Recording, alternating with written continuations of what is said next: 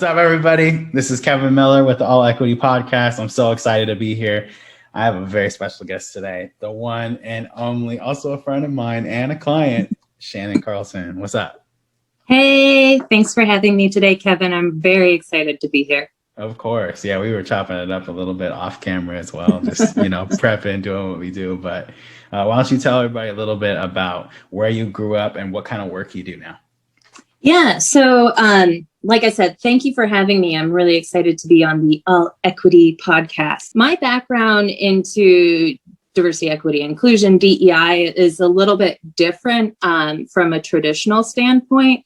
I actually academically studied intercultural relations. So that's the viewpoint I bring to the field. And it's more the interactions of different cultures and how we can use a cultural framework and lens to learn and build bridges and understand each other. So the reason why I got into that is actually I'm a third culture kid. What does that mean?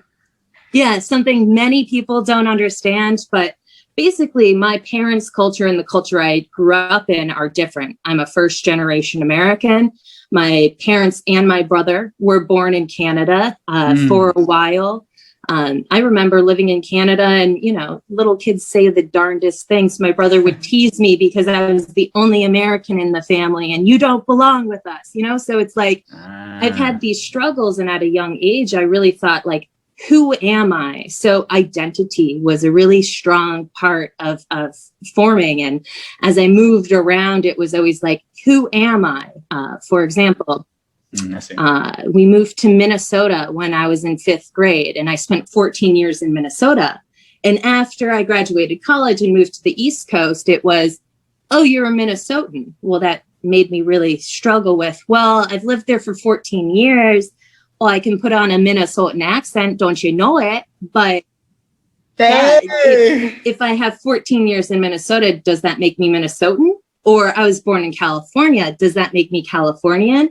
Who am I? So I've come to realize a lot of times moving around is that the people that would always welcome me with open arms were those on the fringes, people that may not be accepted in as widely, or it always confused me. And I hope you can see that on my face, because people I've met, the warmest people would always be like, hey, I have this wrong, or hey, that's the way to do it, but I can't do it that way. And it really made me want to focus on communication. How do we bring people together? How do I get people to realize, like, you're a human, I'm a human. How do we connect on the humanity things and move forward from there? So it's a lot of story to just say that, my vocation, my life's work is truly bridging and bringing people together and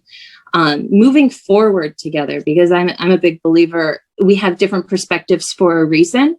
All those perspectives are need to see what the whole truly is. And that's where we can find the best innovative solution to move forward. So would you say growing up, for example, I know when I was growing up, one of the things that was really hard for me was dealing with being bullied, racism. I would gravitate towards kids, For example, I remember in high school, I would hang out with the kids who also had, who were also on the outs, on the skirts. Is that kind of, you feel like you hung out with those type of kids a lot? I would say I hung out with everybody. True. So like in high school, I was voted most spirited. And I think I really got that because every Spirit Week I dressed up, but I think more I built community. Here's an example.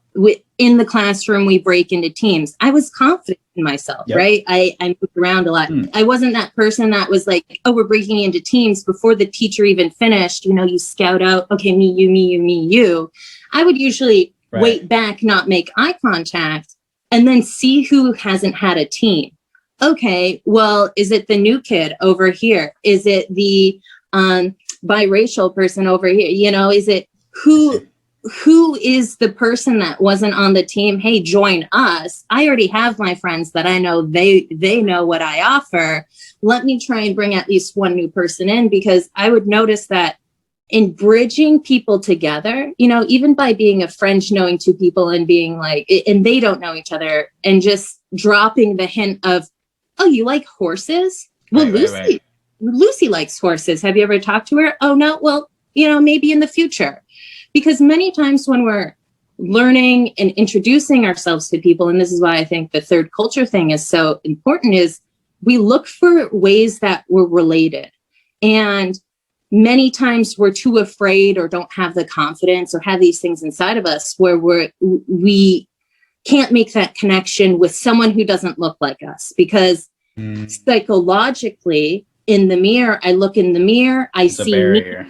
It's a psychological barrier that we have to overcome, and there's four stages to it, and we can get into that later, but it's, how do I then rewrite, first of all, take accountability for myself. Oh, shoot, I feel uncomfortable by someone who looks different than me. Logically get past the emotion. Well, Shannon, why am I thinking that? Do I have experience? Have they treated me badly? No. Oh, on that note, let me ask you a really honest, blunt question. Have you ever had an experience in your life where you looked at somebody, for example, like a Black person, and you were like afraid, and then you had to ask yourself why you were? Actually, here's a great example. I'm a big person. I'm 5'9" for a female. I'm big boned. Well, my brother is also that big of stature, and I know in this instance, there was this like 6'6" guy, 200 something, like linebacker guy. And this was in rural Massachusetts. And we were all learning about lean manufacturing. And here's this guy that comes in that's very, I felt intimidated. I'll be blunt. I felt intimidated, and I stopped myself and I'm like, wait a second. Why do I feel intimidated? It's because of the space that was taken up in rural Massachusetts, and maybe he didn't expect it, whatever. Literally, I had the seat next to me open. He sat down next to me. What did I do? Hi, my name is Shannon. What's your name? And this was a few years ago. I don't really remember, but he ended up being the guy. It was a one-day training. We had lunch together. We ended up walking down together, all these things. And that, people always say, think differently, challenge yourself to do the thing that's different. Well, we moved around a lot. Where were my friends? My friends were in books. And sometimes these books were teaching me things. And many, I would read these things, and it's always like at the end of your comfort zone is where you'll grow. Right? So that's when at a young age, I started being able to identify what's fearful for me. Oh, shoot, I have to do that thing. Because you have to go through the hard thing to actually learn the lesson and be on the other side of it. My mission in life, truly, like when I was young, because I was so afraid of not making friends, all I wanted was, hey, I want to be a good enough person, good, that's another word we can even look at, subjective. I want to be a person where, if someone just takes me by tweezers anywhere in the world and like, imagine we're in a fish tank and like drops me, can I make friends? Can I actually survive in that world? And now I say yes, because, some of my favorite moments have been when I've been traveling in Japan alone, not knowing a word around me, but there's this beautiful silence of not being able to verbally communicate, being lost in a lot of noise, but needing to be fully present in who you are to be able to survive and connect and still have a good time, because I'm a person that believes happiness is a choice. So how do I choose in these what could be an extremely uncomfortable situation in the specific aspect of being in Japan?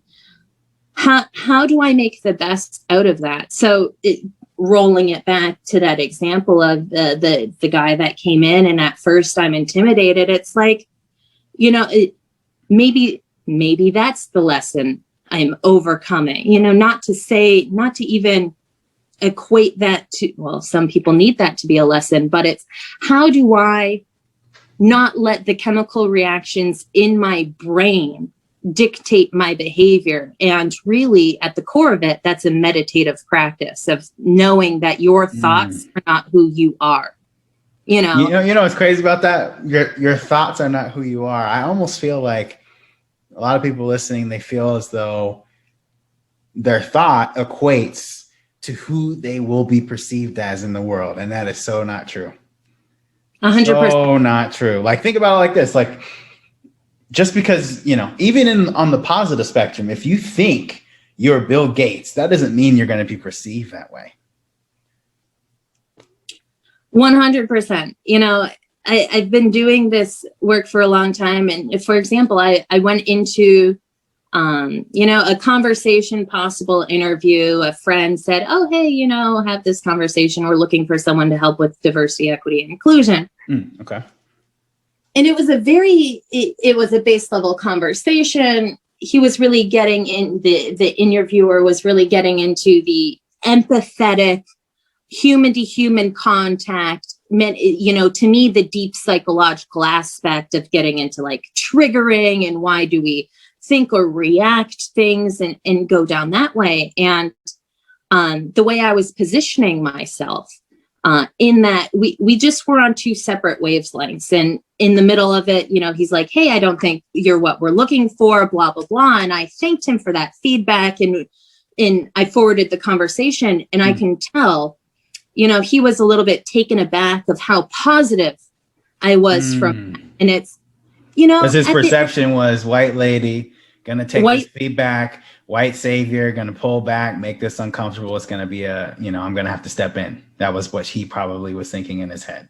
Right. And I can be like, I have a master's in intercultural relations, which intercultural relations is a larger study where in academia, technically diversity, equity, and inclusion is a smaller subgroup within that. It's only a piece of it, but it's like, to him, I am this white savior lady that's just trying to be like, hey, I'm a nice person, let me use what has been my superiority, colonialism, whatever, into this, when in actuality, it was just, sometimes people use different words that mean the same thing. Sometimes people use examples that may trigger someone else. And at the end of the day, I could look at the situation and be really upset that, hey, I didn't come across as a credible DE&I person in this aspect to this one man.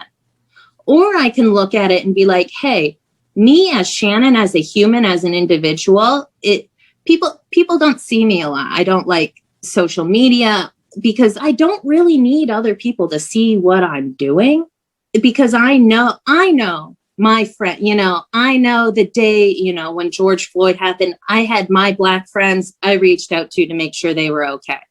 I had my conversations with my family and friends that, weren't affected. To me, everybody affected by this, but weren't affected, and shared perspective of, hey, have you reached out to your friends that maybe you've never had a conversation before? But if you have a Black friend, an African-American friend, however they'd like to identify, that's living in America, 100% they were affected by this.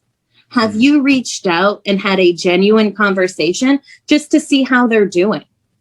And maybe they'll open up, maybe they won't, but you just asking shows that you're willing to be there for that conversation if they then choose to have that with you. Because what we forget as humans is, one, we put way too much on everybody else. We think the other person should be doing this and that of what's in our brain when we've never communicated it.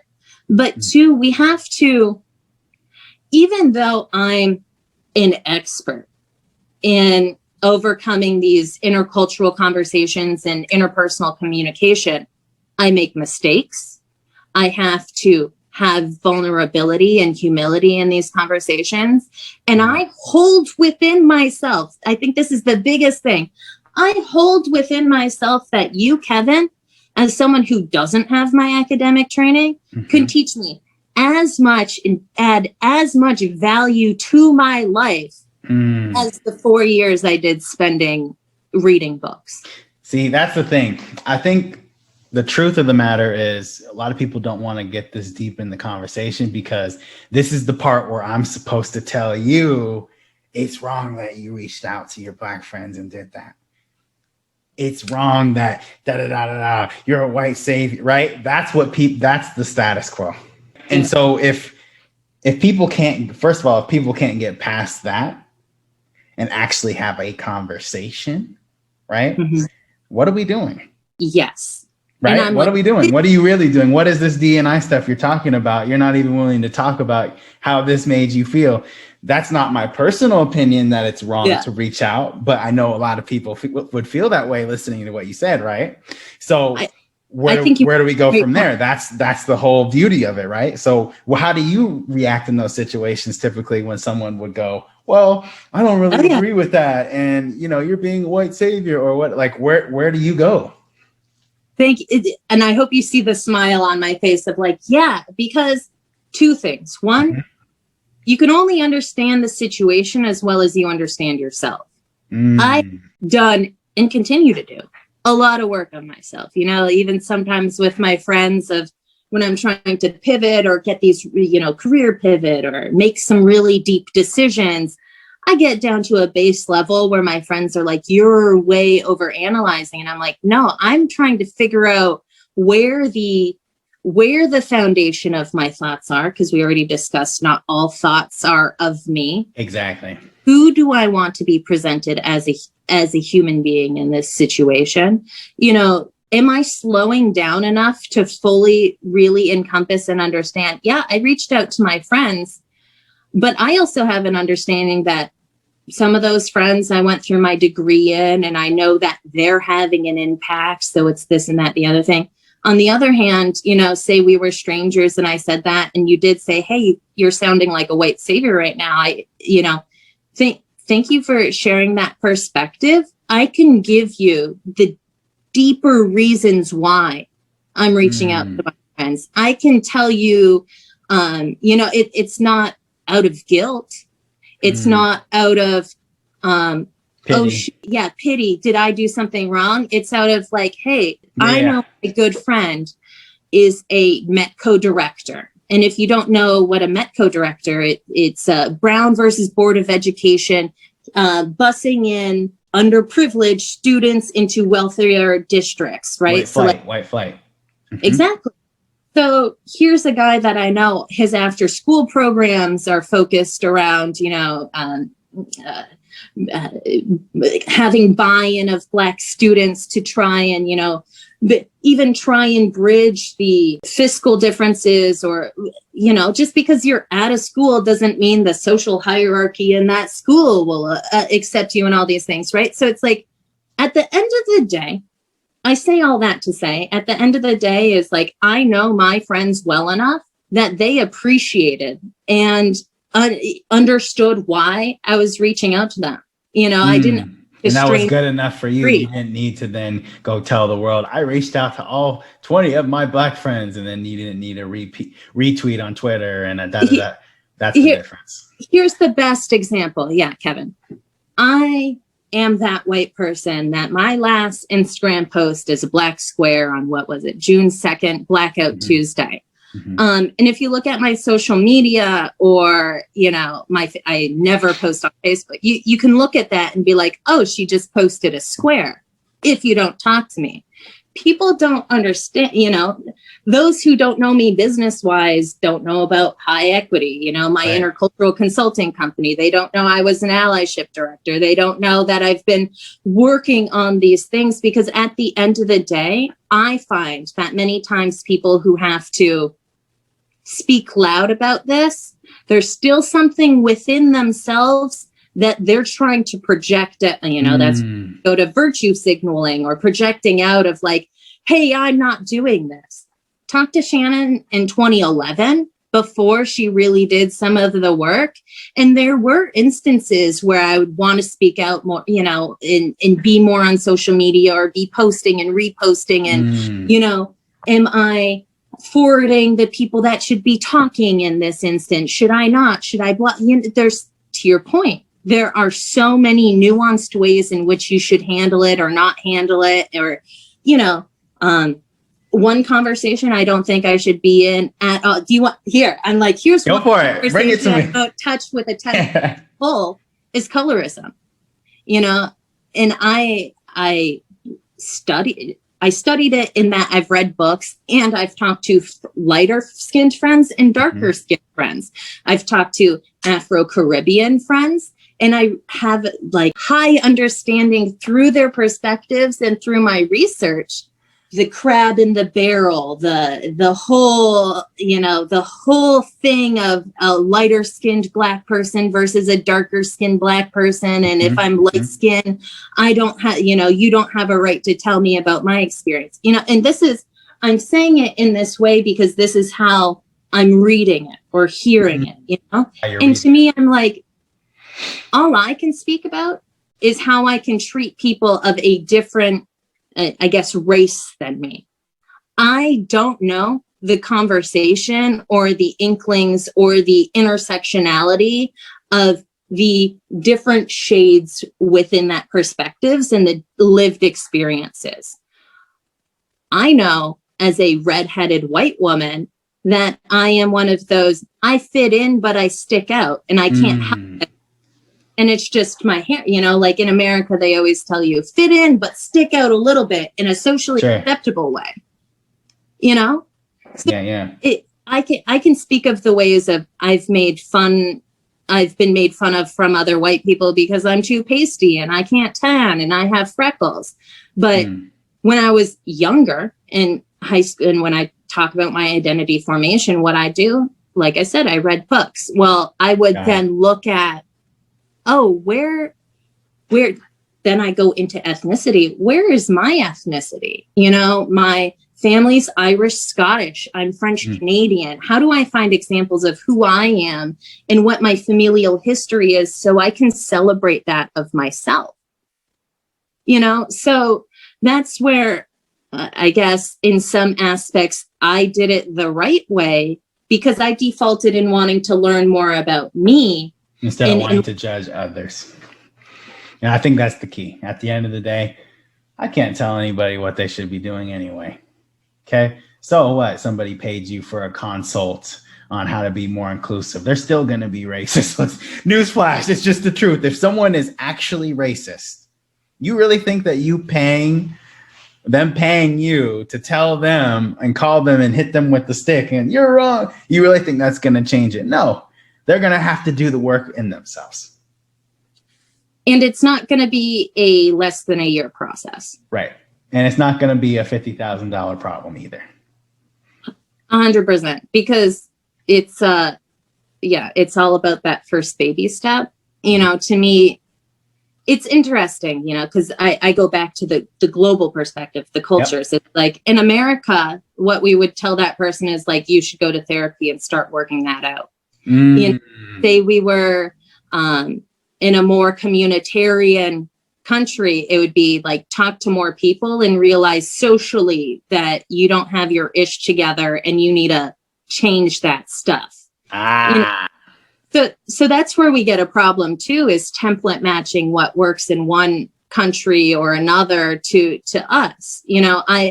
I'm a big believer of you have to have both, right? A good DE&I plan is 3-pronged. It is the individual, like an individual won't change because, everybody's favorite person is themselves, unless you give me an intrinsic reason why enough to actually internalize your unconscious bias DE&I training. I'm just going to be complicit and actually just sit in the class and like, okay, perfect. I'm checking your box for you. I don't have a strong enough reason why. And you might even lie too and straight up go, that was informative. That was great. We needed that. You might even say all that stuff just because. Why would you, Kevin? Because it then allows you to virtual signal. Virtue signal. It allows you to this and that. It allows you to then, have you ever heard of the Peter Pan principle? Grab onto those coattails of your boss ahead of you. Be like, yeah, I really learned a lot from that. Oh, wait, Kevin learned a lot from that. He's an anti-racist. He's hitting his performance goals, blah, blah, blah. Okay, promote him.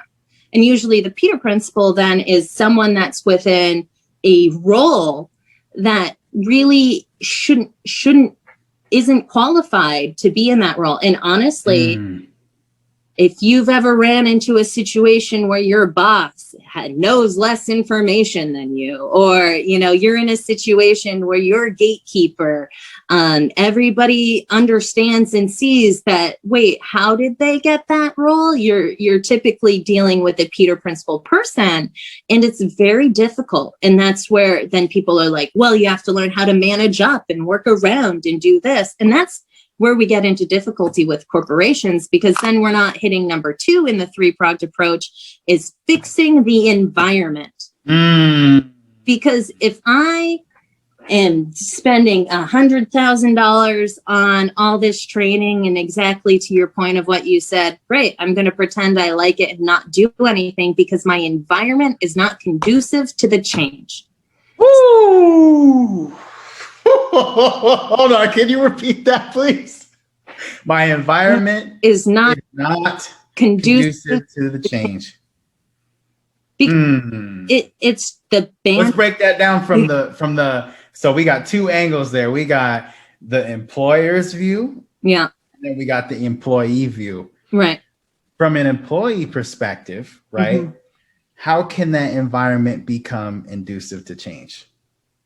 From an employee perspective. You gave me the chills, because it's exactly what, in my viewpoint, every employee is fighting for. Wait, my HR is actually backing me up. Wait, my business conduct line will actually take my cronyism, retaliation, racism, sexism, misogynistic. Seriously? Wait a second, you're following the proper procedures where you are taking it as a direct third party and not informing my boss? And you're not punishing the lady that got reported to HR about her boss being racist. So it's actually making sure, and it's having so it's the bosses, you know, and this is where it gets hard. It's the bosses getting to a point where it's like, hey, we have to make change.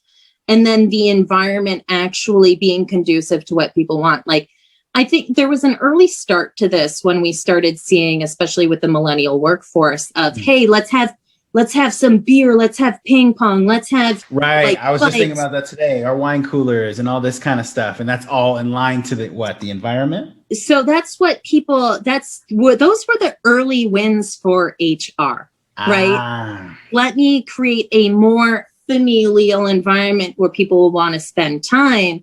Okay, surface level, how do we dig down deeper into creating a sense of belongingness, right? So your 3-pronged approach, right? We have the individual understanding that they have to make the change, the environment being conducive for the change, and the vision and purpose being able to resonate throughout both of those things. Both of those things. It's a 3-piece together, and it takes a lot of stakeholders, and it takes time. And I think I find this more on the West Coast. You know, I've lived West Coast, East Coast, Midwest. Right. I lived in Maryland, which I considered more Southern, but you know, that's a whole nother conversation. So I won't really put the South in where I've lived. And, you know, especially in in Silicon Valley, I'm finding that people need to slow down to speed up. And I've said that to a couple of people, and they're like, what does slow down to speed up mean? It's taking that 10%, you know, if a project is 100% of time, it's taking that 10% planning stage and having a true, diverse, brainstorming, planning situation in which people can Dale Carnegie, how to, you know, make friends and influence people. They talk about it's a green light. It doesn't matter what you say for your idea in this stage. It is written down because your perspective is important. People want to be heard. And if people are taking the time to say something, that is enough energy out of them to saying, this is important to be heard. And what has happened is many times people in power, you know, say I was a white man, would be like, hey, Kevin, your perspective of like, it's really difficult for you to do that is not something that I've learned, because all my friends find it easy. So I don't believe you. When actually the new way of thinking, like, oh, wait, Kevin, you're saying it's hard to do that? Huh.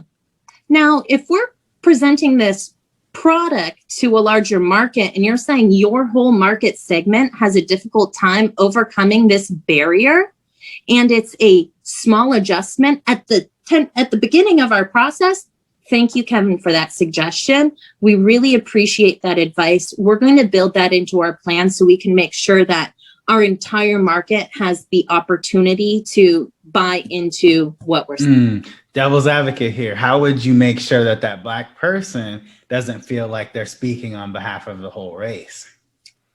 You make a great put on that, right? When you put on that spot, right? Imagine being in that boardroom and then, oh, hey, maybe we should make this product, right? Yeah. So you say that suggestion and then great feedback, but then now you feel like you spoke for the whole.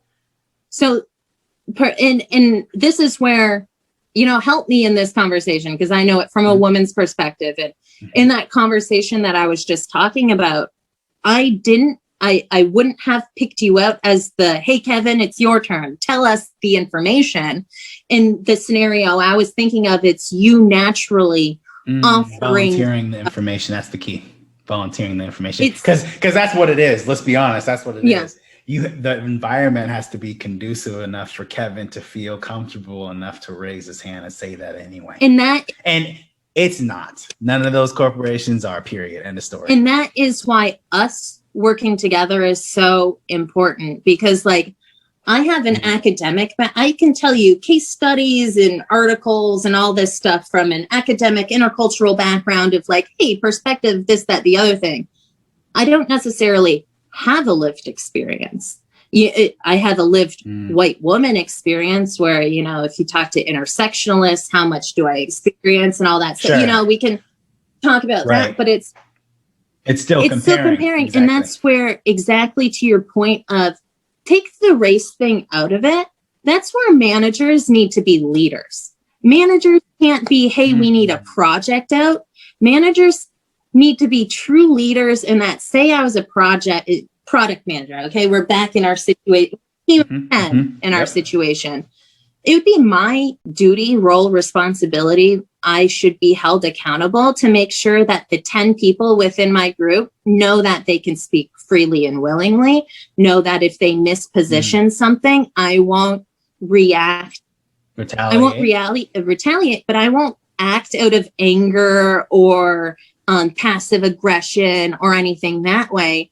That I know saving face. I think a lot of Americans don't understand, like, how to even position. I'm not going to use that meeting as a way to chastise or, make examples of people. It's, and maybe this is because I'm a woman. I'm like, to me, the best leaders, and in my viewpoint of, how I take leadership is how do I want to be a leader? Well, my best leader that I've ever known was my mother. And she maybe didn't tell me all the things I wanted to hear, but I knew if something happened, who do I go to? My mom. How do I become a leader where people are held to a high standard?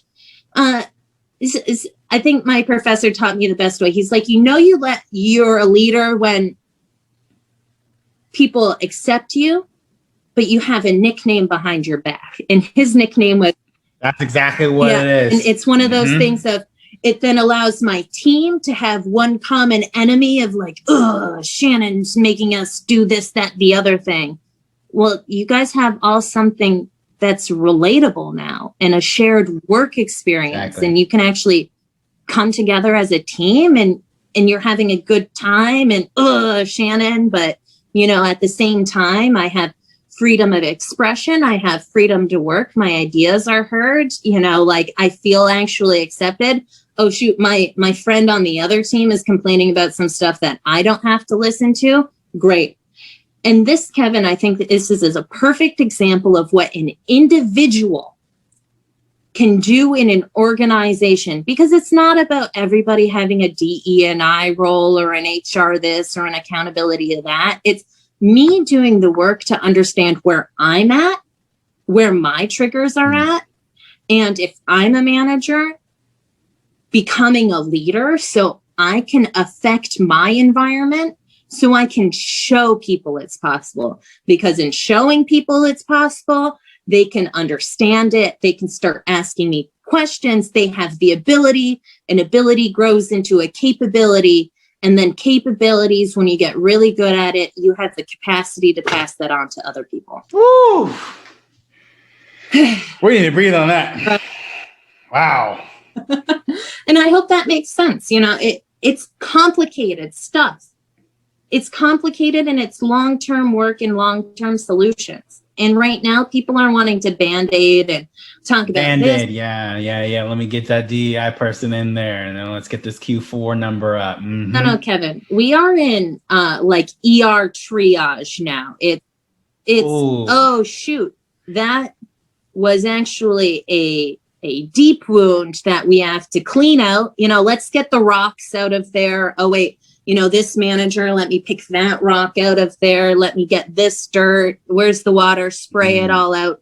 Oh, now it's an open gaping wound, but it's pink and it's really raw, and a lot of stuff went through, and we had a lot of change management. But wait a second, guys, we can see that it's all healthy now. And what can we start doing? We can start sewing it closed. And how you do that? You do that on the ends, and then you work into the middle. So at the end path, when, you know what, at least that's how I'm closing. So when you close it, you know, you work easiest to hardest, but you keep going in and keep solving the problem. And my favorite thing is to look at organizations to see who has done this. You know, there's a difference between the diversity and inclusion role, the diversity, equity, and inclusion role, equality versus equity. Is it inclusion? Is it belongingness?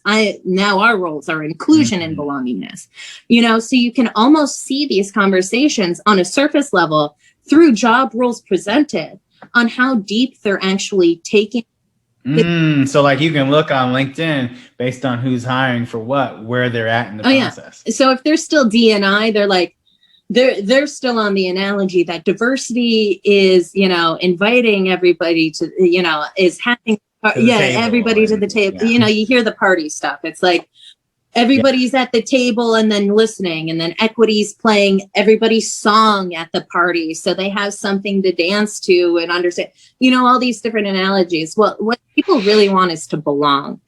People want to belong and feel a part of community. And I do think that's a big thing that's missing in American culture, is we're so individualistic that we're trying to find outside places to make us feel whole and as though we belong. If you turn inside yourself and start looking at what makes me happy versus unhappy, you'll find those people and you'll find these situations, and you'll be able to start building that community. And that's what I think is, in building our communities and sharing our perspectives, we can start weaving different cultures together. Because when I was a little kid, I found answers to problems that I had in different cultures. You know, like, we can solve our shopping cart issue if we implement England's plan. And all they do is, like, if you want a shopping cart at a grocery store in England, you put a £1 coin in, and then once you return it, you get your pound coin back. So you pay no money, but you know, it's the honor system now. Well, technically you put a dollar in to use it, and then you can get that dollar back if you return the cart, you know? So it's one of those that, like, people have solutions, you know, we have gone through similar things. And I know we say we can't template match, but we've gone through similar things where we can learn from that ecosystem. What was the environment that was conducive in, and what was the solution? And then we can break down that case study and start applying those pieces to us, because we don't have to do a blanket. Let's try and do the same thing. We can be specific on, oh, hey, we know that we know that a white supremacist strategy is to actually get positions of power, policemen, judges, different positions in which they can start making decisions so that they can continuously have the power and do this, that, the other thing. Okay, well, if America is looking for solutions to enact change, especially within racial equality, how do we then look at some of those positions of power and enable, motivate, support people of color, people that want to bridge people together, people that want to have a change but don't know how to do it, and be like, well, there's these different places that you as an individual have more of an impact than you will ever even know. I'm like, if that point makes sense to you. Unbelievable. I think the crazy thing about this is I actually, like, I'm not just saying this, I did learn something today. Like, really? I did not know about the Peter Pan. And then how the 3-step approach, I did not know about that. I also didn't know about the fact that, other people can understand. Like, that analogy is so critical about the environment, like that boardroom, and then somebody feeling so comfortable that they volunteer. Hey, this is what I think we should do. Because there's an example. We'll end on this. I saw this on LinkedIn. I saw Pringles. Did you see that? And they had okay. Yeah. Basically, they came out with a new product, right? Basically, the cover of the Pringles can had a racist remark, and it was Islamophobic. And you got to sit there and think, nobody in that boardroom felt comfortable enough to raise their hand and go, kind of risky. We probably shouldn't put that out. Clearly, no one was in that type of environment. Well, I think to just go off of that, Kevin, especially in America, we're so focused on anti-racism. A lot of people default it's Black racism. And we have this, if your anti-racism practice doesn't include anti-Asian racism, then you're not anti-racist. And in my head, I'm like, but wait, isn't that 10 steps backwards? Because an anti-racist practice is being anti-racist for all race, for the Islamophobia, for, the race and religion, the phobias, the everything. Like, it has to be holistic. You can't just pick and choose. Yes, our attention is on Black lives right now, and that's what we're doing. And everybody needs to get on board with that. Black Lives Matter, 100%. But always practice what you preach. If you're on that wave, you need to be on the other wave. Correct. And that's where exactly prominent anti-racism practitioners having to explain that. And I'm wondering, wait, what's the basis of where are we in our teachings where people don't understand that even different races can experience different, different Right. That things. shouldn't be something that's like, oh, this is new. No, it should it should be a shared understanding at this point. And to your point of the Pringles can room, it's like, are we dividing so much? Are we dividing into so many ERGs that I'm like, I need to hire in this small segment that we're losing all the other great perspectives we can bring in? And that's where I'm grateful this conversation is starting, because I agree. Every individual, there is a leader for each point, and I will amplify those voices and do my work to best do that. But I understand, as an interculturalist practitioner, the way I can add to the conversation is where are these common threads that I'm not saying that, hey guys, you're wrong. It's the all lives matter. We can go into all lives matter. All lives matter. Let's do this. No, it's like, okay, there's this segment, Kevin, you bring up some really good points about your lived experience. I wonder if this foundation of your lived experience, the 20%, wow, that's so similar to the 20% of an Asian or a Latinx hey, maybe then that is the biggest, I'm talking about suturing clothes. That's our next step of the thing that we have to overcome, because this common thread runs through everybody, and that's the root cause of what's happening. You know what I mean? That's like the root of us. Yeah.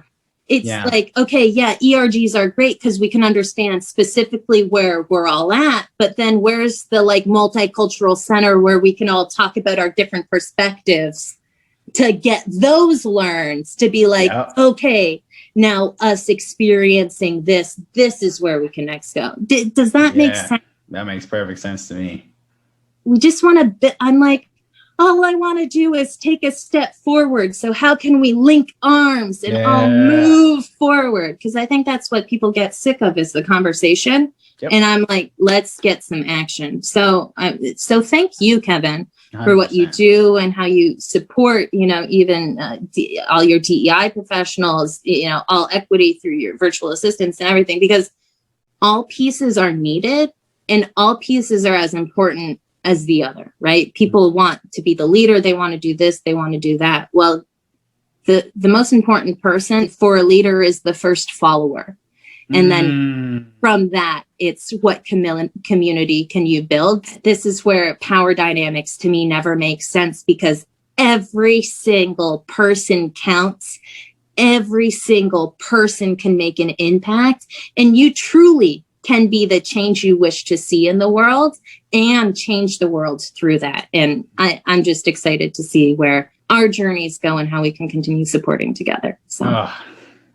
I'm gonna have a good day. Wow. Yeah, this was incredible. I am so grateful to have met you like crazy. We met on LinkedIn and here we are, you know, you're doing your thing. Let the people know a little bit about where they can find you online and connect with you. Yeah. Oh, thank you. You know, the best way to connect with me would be LinkedIn.com, Shannon Carleton, last name Carleton. Don't forget the E. I do have a small, you know, bespoke consulting company called High Equity. Thank you, Kevin, for making my fabulous website. Of course. But otherwise, yeah, I'd be happy to connect, or I love having these conversations and learning from each other. So even if there's something that they're like, well, I disagree, or, you know, share perspective, I'd love to learn more. I'd love to learn how we can grow each other. And, you know, to anybody out there who's wanting to reach out to connect. But, you know, thank you for the opportunity, Kevin, because that's the biggest thing is how can we provide opportunities for each other to learn and grow and continue to build a more cohesive global community together. Awesome. Well, thank you so much. We'll check y'all out next time.